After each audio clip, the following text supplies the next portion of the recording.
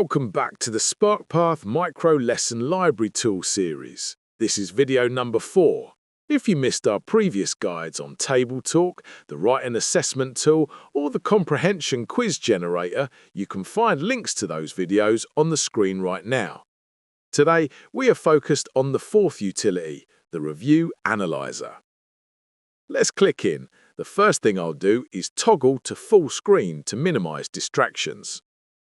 This tool uses AI to analyze the quality of a review written by a student. To start, enter the student's name here. Next, select what kind of media they're reviewing. You can choose between a film, a book, or a website. For this demonstration, we will select film and we are reviewing Paddington. Now, paste the student's review into this box. I have prepared some text that is written in the style of an 8-year-old to see how the AI performs. Once the text is in, click Analyze My Review. The AI instantly generates a detailed analysis report. It breaks down exactly what the student did well, provides specific suggestions for improvement, poses a targeted question for them to consider, and gives an overall assessment of the work.